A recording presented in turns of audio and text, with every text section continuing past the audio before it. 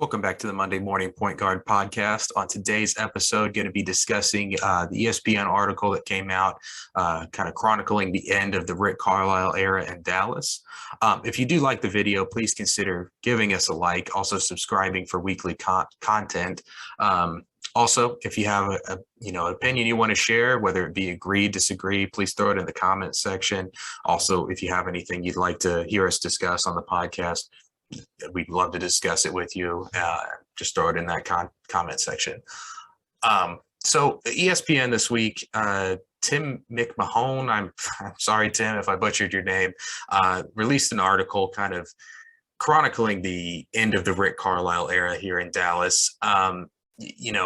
At the time or kind of before last year, we kind of assumed Rick Carlisle, after delivering that championship in 2011, would kind of have a lifelong contract. You can't give those out in the NBA to my knowledge, but it seemed like he would kind of be coaching there as long as he wanted to.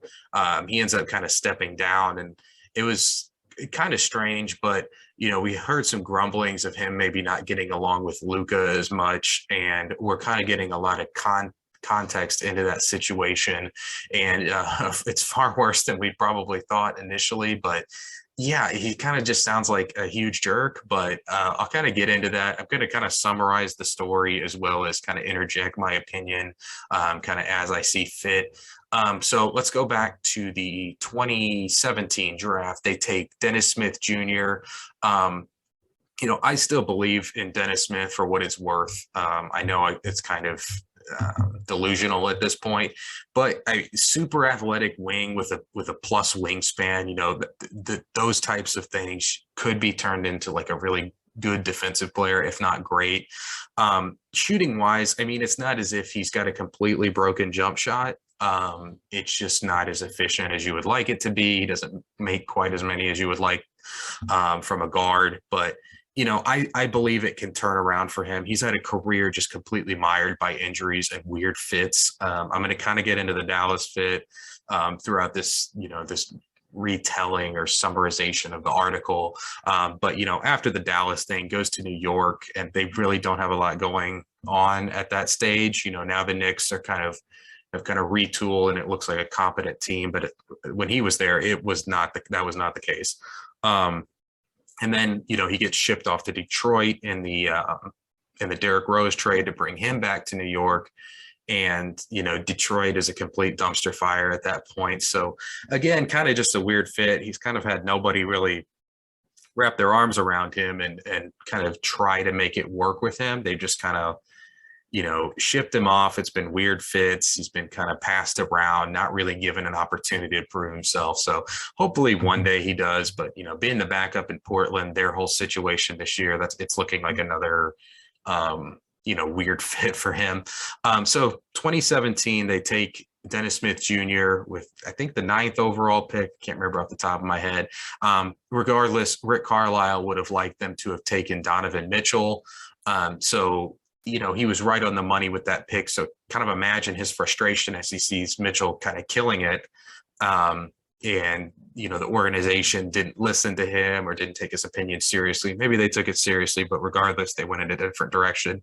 So that probably, he probably resented Dennis Smith for that reason alone. Just every time you looked at him, it'd be tough to not see Donovan Mitchell, especially if you were screaming from the mountaintop that they should take him over Dennis Smith. So not a great start to that relationship. It looked like, halfway through his rookie year or so, Carlisle had kind of lost confidence in him. He was inefficient his rookie year, but he was their second leading scorer. And if I'm being honest, like when you look at that Mavericks team, his rookie season, you've got 39-year-old Dirk Nowitzki is the 4th leading scorer on that team. Wes Matthews is the 3rd. Smith is the 2nd. And then Harrison Barnes is their leading scorer. So like, it's not a roster that's really going to ever go anywhere. And obviously they didn't, but like, what do you want him to do? Like, he's a rookie point guard with no one to pass the ball to, basically. And, just carrying Dirk along at that stage. It's just, I don't know what Carlisle would have really wanted him to do. It wasn't great, but he was not in a situation where that was ever going to look good. especially like he's not like a franchise changing player, and I don't think anybody really ever thought that of him, but like I think he could be a competent NBA guard given the opportunity. So once they draft Doncic, Dennis Smith Jr. really wraps his arms around Luka, and they become inseparable along with Dorian Finney-Smith. Dennis Smith, they live in the same apartment building. They're constantly playing video games together, shows him around town, invites him into his friend circle. Like they become best friends. Carlisle at this stage has already kind of given up on him after 1 year, and Carlisle basketball wise doesn't see it working either. He sees Smith as a ball dominant guard, high volume shooter, inefficient, and he really wants to give the keys over to Doncic and run everything through him.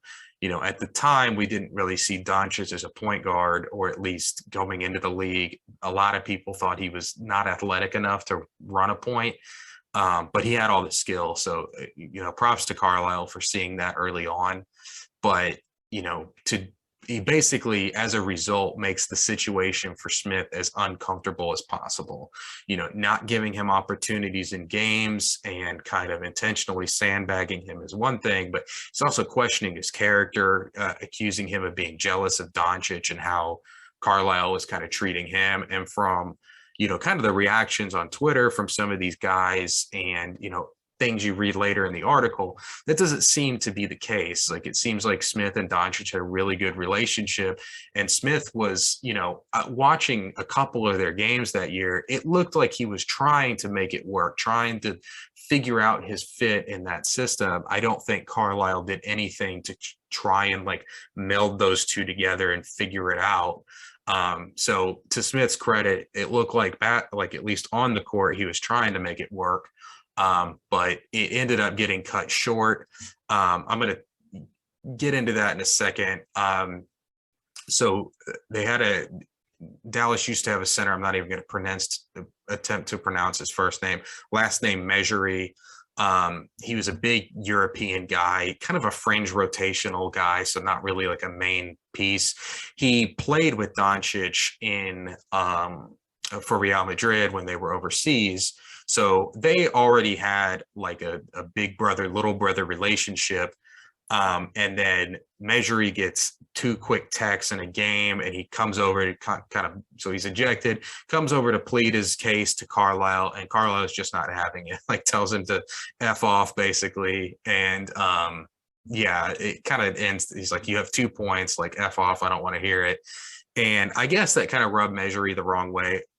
If that's all that happened, I kind of agree with Carlisle. Like, dude, like you're barely getting any playing time. Like, I don't want to hear it. You can't be even messing around getting any texts or put yourself in danger of getting any texts, because you're hurting the team and you're not really doing much for us out here. But I suspect, that's not all that was said. It doesn't allude to anything in the article, but that just doesn't really make sense that would be like a really noteworthy thing to bring up in the article. Anyways, halfway through Doncic's year, they ship off Dennis Smith Jr. for Porzingis. Really great trade for Dallas at the time. Knowing what we know now, maybe they don't do it, but at the time it was a heist. I could not believe that New York gave up on Porzingis the way that they did at that time. So even though I kind of believe in Dennis Smith Jr. and I would have liked to have seen them try to make that work a little bit better, I'm not going to kill them for making that trade. I think any team is making that trade. They get Tim Hardaway Jr. He's a key piece to them right now. Trey Burke still gets some minutes. They obviously get Porzingis, Courtney Lee. New York gets Dennis Smith Jr., DeAndre Jordan, Wes Matthews, 2 first-round picks, which looks like those picks are coming up. Not going to be great draft picks. Luka's really good. So, New York not really getting a lot. They end up, capitalizing on the cap room that they have, I guess. I mean, people give them a lot of credit for signing Julius Randle, but kind of the pitch for trading Porzingis was to sign like Durant and Kyrie, and sounds like they had them in the bag, but then they completely botched that situation, which I may talk about in a later video if I decide to dedicate something to New York and this like endless rebuild they're in. I don't know. It's still, in my opinion, a really terrible trade for New York. The year prior, when Dennis Smith was a rookie, they could have drafted him. So instead, they take Frank Ntilikina, who's ironically playing for the Mavericks right now. Is like sometimes he plays. He's like a defensive specialist, but definitely not a main rotational guy for them. But so if they felt good about Dennis Smith Jr. as like a valuable piece, they could have drafted in the year prior. So instead they try to, I guess, correct that mistake of taking Ntilikina and cash in Porzingis to do that. So I don't know, not a great move by them. But as I said, if Dallas had to do this over again, I don't know that they probably do the deal, just because the Porzingis contract has become kind of immovable. They signed him to an extension, which again at the time, that Porzingis looked like a future superstar in the league, and we didn't know. I mean, he had some injury stuff, but we didn't know it was going to continue and persist. There were signs that it could, but again, like, you're signing him to that extension, you're taking a chance to get a player of his caliber, or at least what we saw of him at that time. But I think now they'd probably rather have had the cap room and, Dennis Smith Jr., if he's signing for like a minimum contract, if they had held on to him, they're obviously feeling good about that and able to kind of use that cap room to get some better shooting and better players around Doncic. And kind of go back to the Dennis Smith thing, kind of what they need right now is an athletic, defensive oriented guard who can kind of get their own shot here and there. Kind of sounds like what we thought Dennis Smith Jr. would be. So maybe if he had stayed there and this deal had fallen through, he could have become that perfect running mate for Doncic. Obviously, it's hard to argue for that now, given how his career has turned out. But that's kind of what I think their roster needs. So with that, Dallas, Carlisle in particular has never really been kind to Dennis Smith Jr. during Doncic's time there.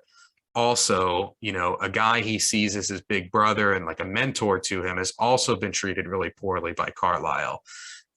So he's probably not feeling really great about that. And a quote that really stuck out to me from somebody within the Mavericks organization, it said, regarding the rift between Rick Carlisle and Luka, it wasn't really about how Rick treated Luka. Luka hated how Rick treated other people. Speaks very highly of Doncic to, notice that and also kind of stick up for his teammates. But, Rick Carlisle, it's just not a great look for him here.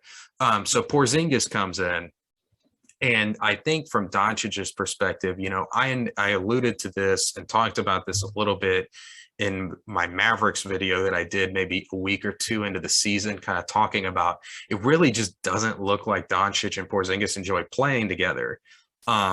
And like they really look like they hate playing basketball together. I didn't know if they hated each other off the court, but it's looking like Doncic may have some animosity to Porzingis. And I think it's because like, hey, my best friend isn't on the team anymore because of this guy. So every time he looks at Porzingis, he sees the fact that, Dennis Smith is not out there. And probably the organization, when they were like, oh, sorry, we had to trade your buddy. This is a great basketball decision for us. We're getting you some help.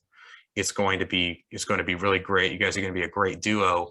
And fast forward to now, and Doncic is still having to carry the team. We've had 2 playoff series, against the Clippers, where he's done everything that he can, and he's not getting any help. So winning solves everything. So maybe that relationship would have been mended had they won a playoff series and had Porzingis kind of lived up to what he was meant to be for this team. But he hasn't. I mean, he's a glorified role player for them, and that's got to be tough for Doncic to kind of sit there and look at.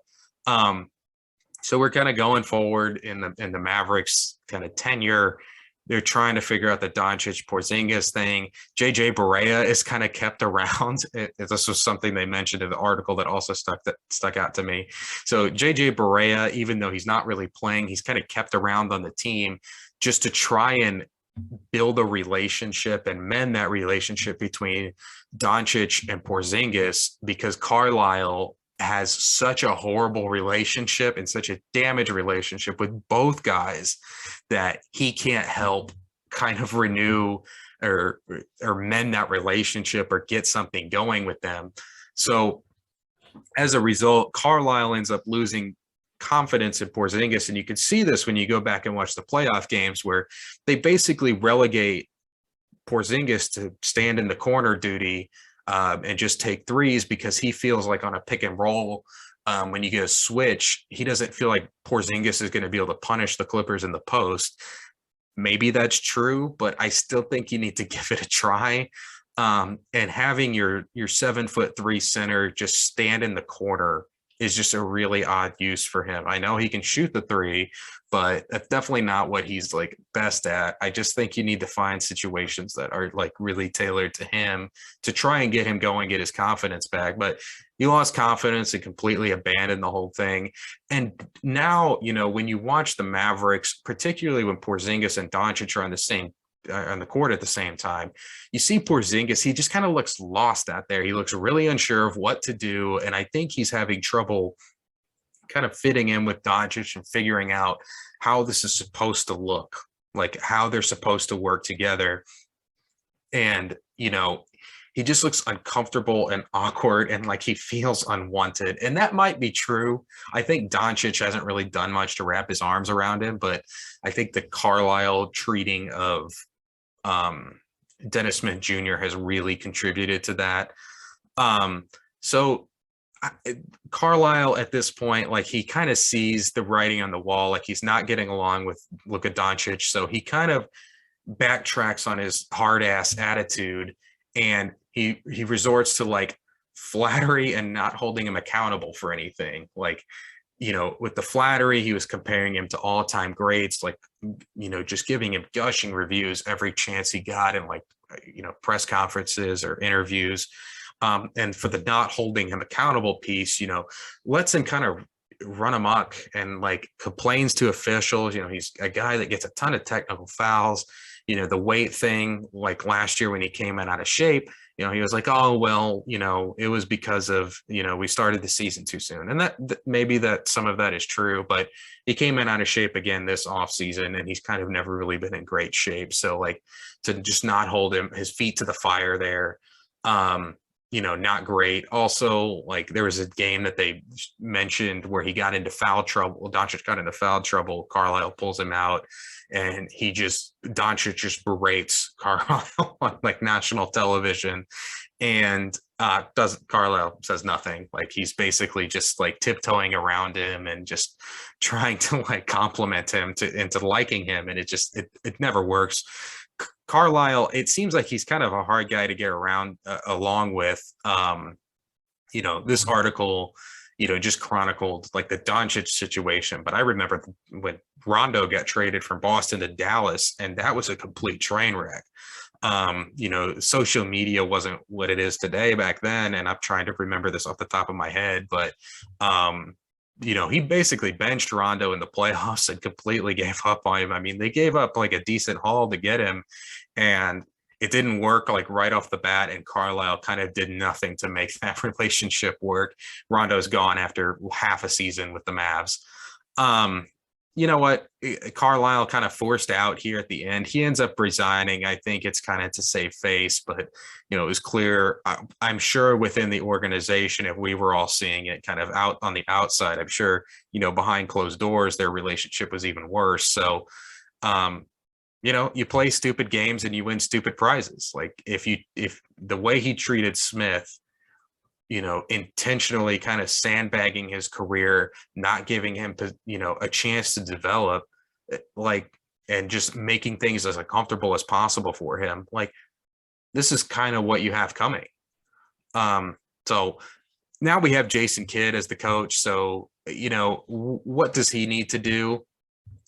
Well, I think Doncic has a real issue. You know, what are his issues that he's dealing with now? Doncic seems like he has kind of an issue with authority.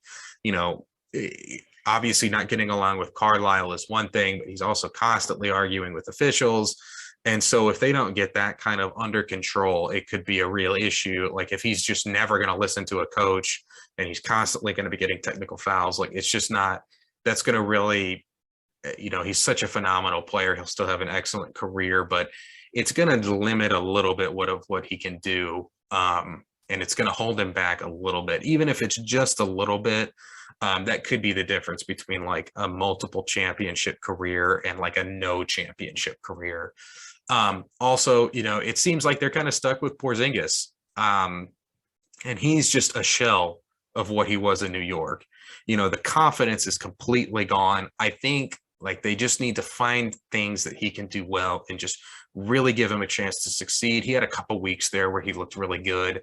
So they just need to build him back up, really gas him up, give him the confidence, make him look good.